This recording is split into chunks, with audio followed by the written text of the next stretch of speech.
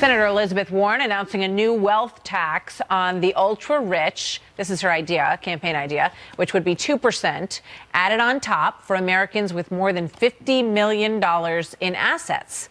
Warren saying in a fundraising push, quote, "A lot of rich and powerful people won't like it, but I don't work for them." A new Fox poll shows that many Democrats think that socialism is a good thing. 40% say they think socialism is a good thing. 34% said that it was a bad thing. Here now, Chris Stirewalt, Fox News politics editor, and Wendy Osefo, a political and social justice commentator. Good to have both of you with us. Thanks for being here.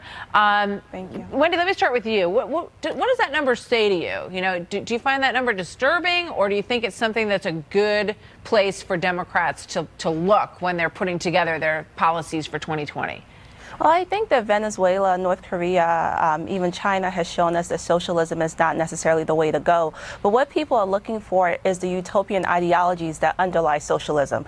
That is, they want that, human beings don't want for anything, and then we have equality. And I think that that's what Warren is trying to say here. Her approach may not necessarily be the best, but a Gallup poll also showed that, most millennials don't even know what socialism really is. So I think that that's another issue here, is that when people are talking about socialism, they're thinking about the ideologies that speak to it, but not necessarily what it will take and how it could turn the government on its head. But what cannot be lost in the conversation is the fact that when we have individuals who are not making any money and then others who are billionaires, and that is a problem, especially in our great nation, which is supposed to be the leader. So that is the biggest issue. I think it's an interesting point. I mean, I think a lot of people on all sides of the fence agree that income disparity and how exaggerated it has become is probably not a great thing. But that's a long way away, Chris Stirewalt, from deconstructing capitalism and the economy that has been so prosperous for the United States and exchanging it for something that looks like Venezuela, which frankly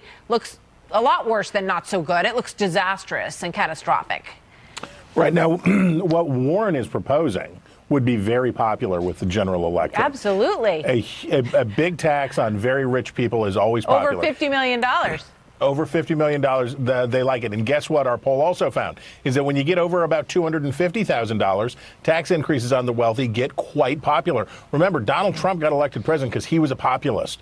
The energy in the country right now is populist energy. It's eat the rich. It's against entrenched, powerful people. Elizabeth Warren's trying to get in on that.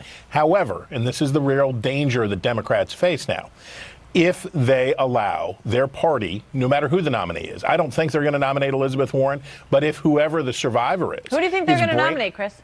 I'd say the Kamala one to beat Harris. right now, is Kamala Harris is the one to beat right now.